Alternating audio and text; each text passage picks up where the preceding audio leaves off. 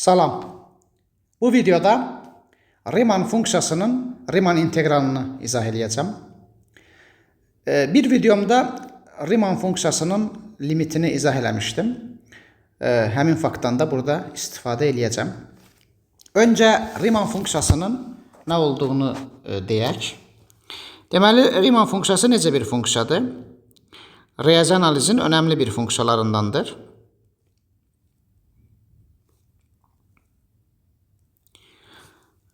Riemann'ın şərəfinə R ilə işarə olunur və Riemann funksiyası həqiqi ədlər çoxluğundan bu iki dənə R-ni bir-birinə fərqləndirmək lazımdır. Gördüyünüz kimi fərqli də yazılıb. Həqiqi ədlər çoxluğundan həqiqi ədlər çoxluğuna təsir edən bir funksiyadır. Necə bir funksiyadır? Bu funksiyanın x-daki dəyəri necə tapılır, necə təyin olunur? Deməli, əgər x rasionaldırsa, onu bu şəkildə yazırıq. Bilirik ki, hər rasionalı bu şəkildə yazmaq mümkündür. Burada n natural ədəddir. M tam ədəddir. Və n-lə m qarşılı sadədir. Əbob n-m 1. Əgər bu cür yazılıbsa, o zaman Riemann funksiyasının dəyəri 1/n olacaq. Əgər x irrasionaldırsa, rasional deyilsə, rasional olmayan bir həqiqi ədəddirsə, irrasionaldırsa, o zaman cavab 0. Riemann funksiyası belə bir funksiyadır. Funksiyasına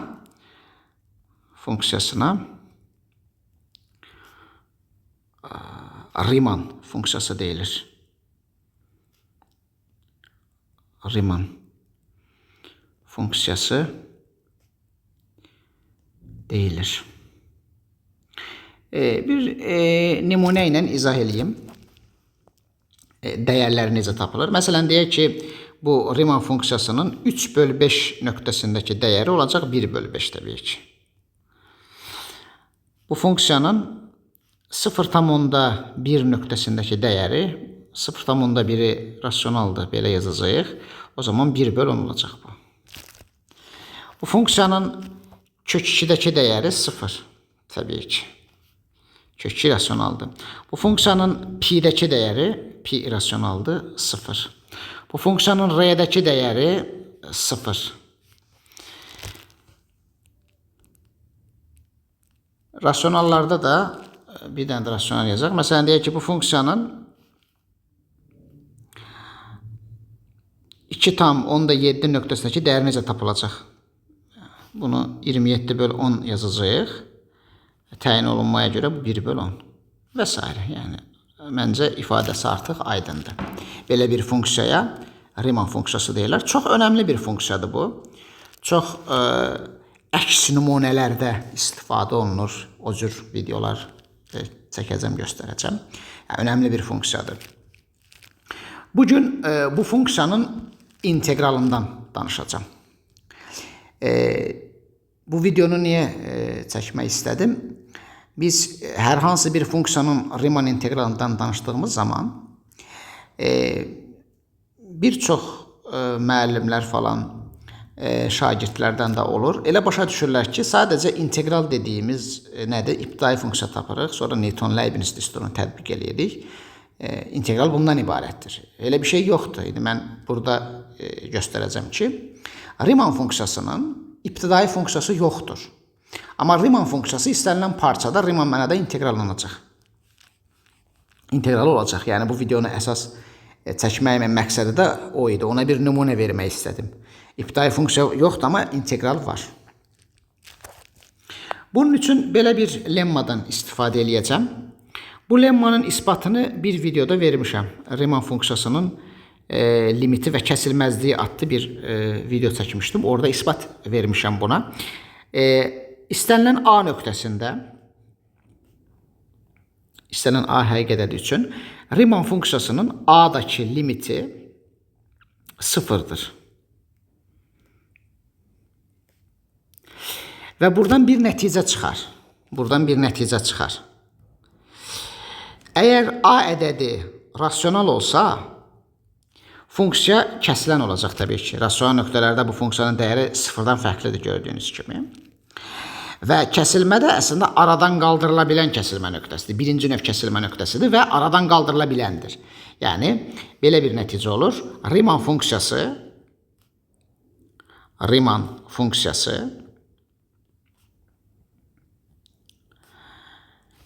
Q-də kəsiləndir, rasional ədəd çoxluğunda kəsiləndir. Q-də kəsilən, aradan qaldırıla bilən kəsiləndir. Və irrasional ədədlər çoxluğunda, yəni R minus Q-də kəsilməzdir. Bu önəmli bir nəticə. Əslində mən bu nəticədən istifadə edəcəm. Bu nəticə lemmadan avtomatik alınır. Lemmanın da isbatını dediyim kimi vermişəm. İstəyən oradan baxa bilər. İndi gəlirik Riemann funksiyasının integralına. Bir teorem olaraq onu yazacağım. Teorem. Riemann funksiyası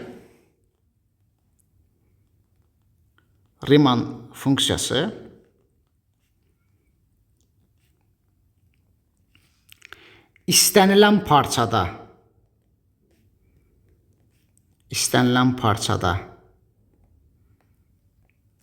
Riemann mənada integrallanandır. Riemann mənada integrallanandır.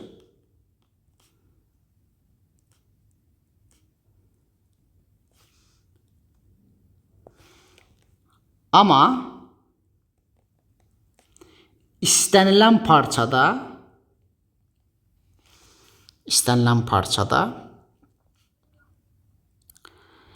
İptidai funksiyası yoxdur. İptidai funksiyası yoxdur. Əslində, İptidai funksiyanın olmamağı çox asan isbat olunur. Diferensial hesabının əsas teoremlərindən biri olan Darboux teoremindən alınır ki, Riemann funksiyasının iptidai funksiyası ola bilməz. Yəni, o aydın məsələdir. Niyə? Baxın, deyək ki, əksini fərz edək. Deyək ki, iptidai funksiyası var. Yəni, istənilən x daxildir AB üçün elə bir fx funksiyası var ki, həmin araqda funksiyanın törəməsi bizə Riemann funksiyasını verir. Əksini fərz etdim. İndi məsələ burasındadır ki, törəmə funksiya iki dəyəri arasındakı bütün dəyərləri alır. Eynən Cauchy teoreminə bənzəyir. Yəni, törəmə funksiya kəsilməz deyil, amma istənilən iki dəyəri arasındakı bütün dəyərləri alır. Bu teorem Darboux teoremidir. Yəni, Darboux teoreminə görə bir funksiyanın törəmə funksiya iki dəyəri arasındakı bütün dəyərləri alır. Amma aydın məsələdir ki, Riemann funksiyası iki dəyəri arasındakı bütün dəyərləri almır. Riemann funksiyasının istənilən dəyəri rasionaldır. İki fərqli rasional arasında irrasional ədədlər də var təbii ki. Və o irrasionalları almır. Darboux teoreminə görə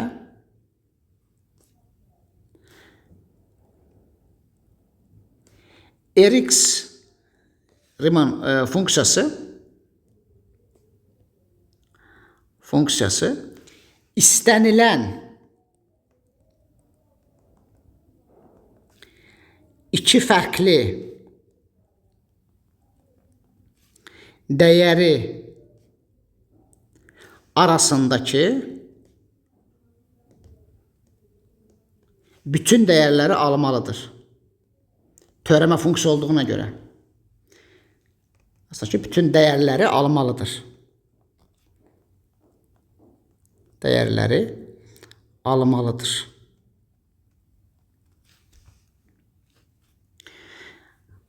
Riemann funksiyasının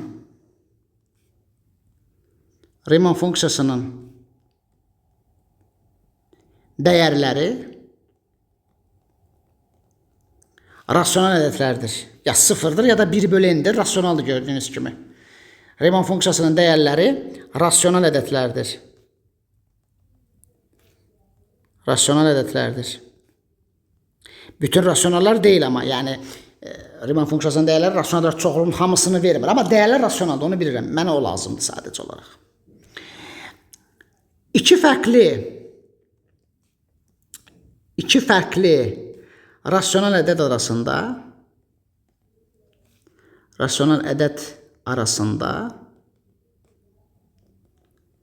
arasında sonsuz sayda irrasyonal ədəd var.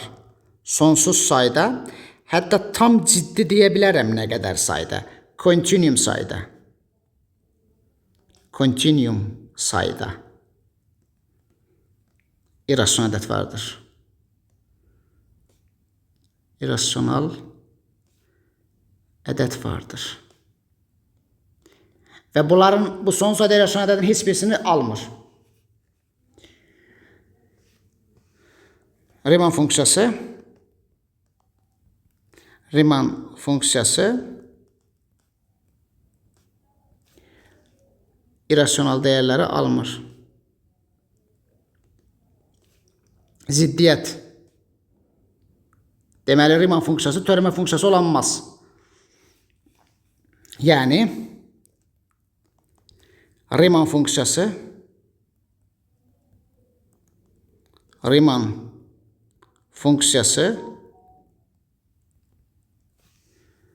deməli, Riemann funksiyası törəmə funksiya ola bilməz. Yəni, bir funksiyanın törəməsi olanmaz bir parçada. Törəmə funksiya deyil.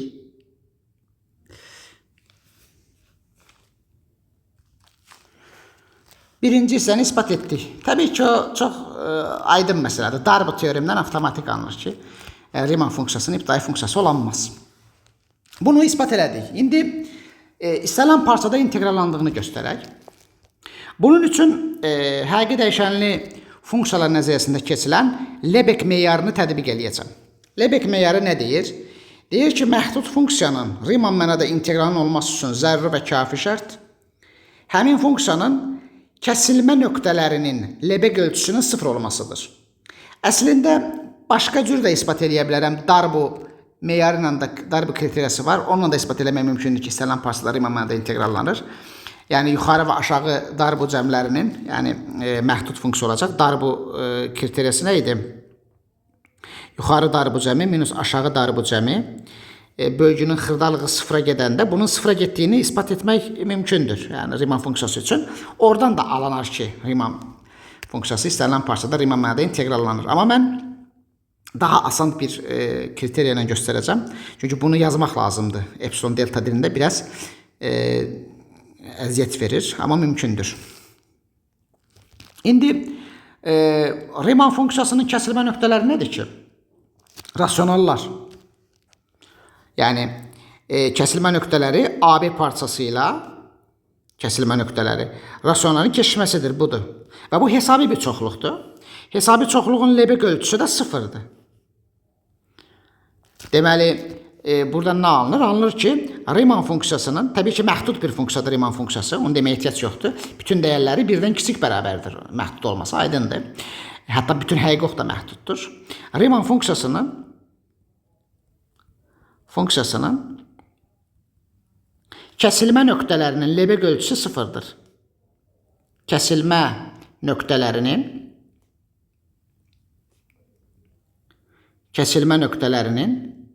Lebek ölçüsü 0-dır. Lebek ölçüsü 0 olar. Lebek meyarına görə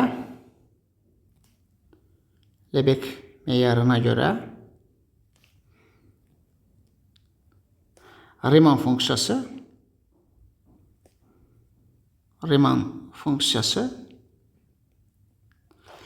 Riemann mənada integrallanandır.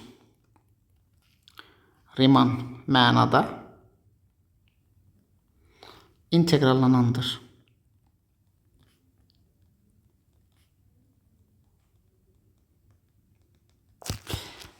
O da ispat olundu. Yəni, teorem tam ispat olundu. İndi əslində integral da tapa bilərik. Bu teoremə əvəz eləyə bilərdim onu.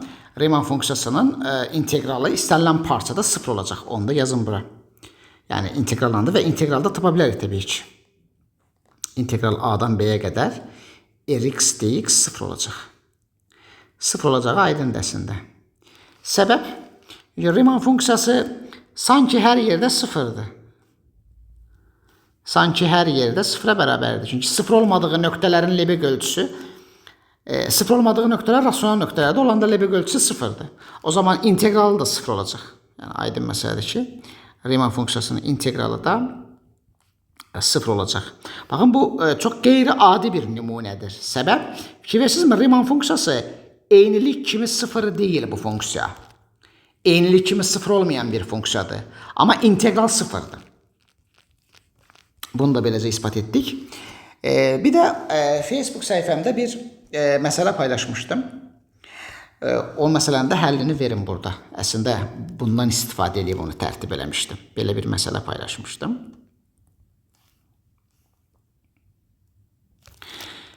Elə f r-dən r-yə funksiyası qurun ki, belə bir məsələ paylaşmışdım. Funksiyası qurun ki, bu funksiya eynilik kimi 1 olmasın. Birinci. Yəni fx eynilik kimi 1 olmasın. Bütün dəyərləri 1 olmasın da bir sözlə. İkinci, istənilən parçada bilirik ki, eynilik kimi 1 olan bir funksiyanı